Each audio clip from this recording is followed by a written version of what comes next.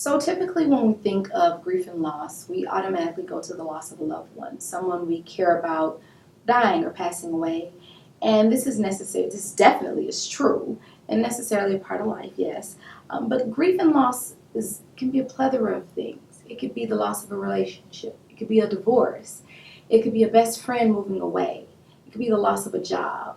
And so in today's video, I'm going to talk about the grief and loss, just that experience. So typically when we lose something, we go through 5 stages of grief. First is the denial and shock. I can't believe this relationship is over. I gave X amount of years. Or I can't believe this loved one is no longer here. I didn't think that they would leave so soon. I thought I had more time. And denial is usually just our way of not being able to, our way of not being able to deal with the total shock of losing someone. I'm going to do that one over. So the first stage is denial. And denial is when we are still in shock. I can't believe I've lost that loved one. I can't believe that job is no longer here. I can't believe I got laid off. I've worked for this company 20 years. I can't believe my best friend moved away. I thought we'd be able to go to high school together. All of those things. It's the initial shock of not being able to handle all of these emotions. So we kind of go into denial. And you might have experienced a loved one who lost someone close to them, and maybe the next day there's no difference in how they're behaving. They're talking about the person as if they're still there and they weren't deceased. And so that's just an example of denial. It's kind of our body's defense mechanism of not being able to handle rather all of the grief and all of the feelings that come along with grief and loss. Another stage is anger. Anger, typically people may get mad at the doctors. Why didn't they do more? They may get mad at loved ones. Why didn't he or she take care of themselves? If it's a loss of a relationship, sometimes it's angry. You're sitting and you're festering about all the things you've done for this person. Why couldn't they see how good of a person I was? And so anger is a very common stage that we eventually reach.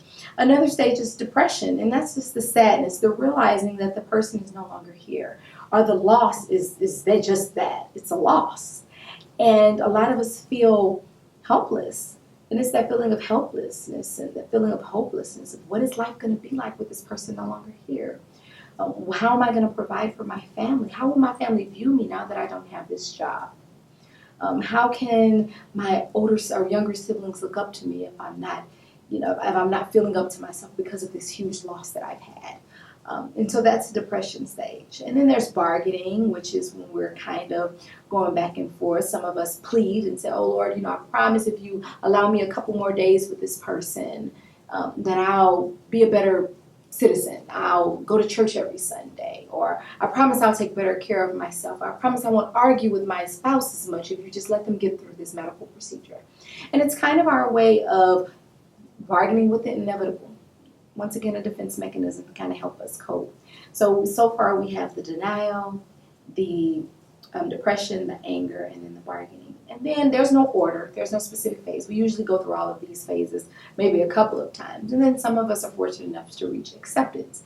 And acceptance is just that. It doesn't mean you're okay with whatever the situation may be or the loss, but you accept that what has happened has happened. It is what it is. There's nothing that we can change about it. And you start to move towards, what can I do now? And so that's the question. So what do I do with this grief? How do I get past it? What can I do? You're right. I've experienced that loss. What can I do? And there's a couple of things. One, the important thing is for you to recognize that there is no time frame on grief. There's no, you should be over it in 2 weeks, or you should be over it in 2 months, or even a year, depending on the situation. There's no time frame. Everybody's different, which brings me to my second point, that everybody grieves differently. And so it's okay. Maybe you're a crier. Maybe you overwork yourself. But everybody grieves differently, and it doesn't make anyone right or wrong. That's why you can lose a parent and have 3 different siblings, and all 3 of them act in 3 totally different ways. One may become a workaholic and just dive into their work. One may not be able to go to work, and the other one may be the one that pulls it together and able to take care of all the business. The point of the matter is that just have empathy for yourself and understand that you're allowed to grieve in whatever way that you want. There's no such thing as a certain way that you have to grieve. 2 things to definitely remember through this grief process. If you've lost a loved one or someone close to you, some of the things that you can do is honor that person. A lot of people open up charities, start nonprofit organizations. You don't even have to do it on that big of a scale. For someone you love, you can cook their favorite meal at a certain time of the year, or go to a favorite restaurant on their birthday. Different things that you can do to honor them in your own little way. I've had individuals release balloons. I've worked with individuals who cooks their mom's favorite dish on their mom's birthday when their mom passed on. And so these are all things that you can do to kind of help with the grieving process. And a lot of people mistake grief like once you're over it, you'll never cry again. And that's not necessarily true. So just being very empathetic with yourself and being understanding and recognizing you will have what we call grief attacks, is what I've heard people refer to them as. And that's okay. And allowing yourself to cry through that and work through that and journal about it or talk to others, allowing yourself to have that moment is really, really, really important. And for those of you who are thinking, well, I feel bad, how can I be happy and I just buried someone? Or how can I be happy and my sibling is no longer here? So with that, that's what we call inappropriate guilt. And how do you deal with that? You take a breath, and I challenge you to ask yourself, is this what your loved one would want? Or would they want you to find a way to honor them and move forward? You have some people who go to school in honor of parents. You have some people who open restaurants in honor of someone that they love, open businesses.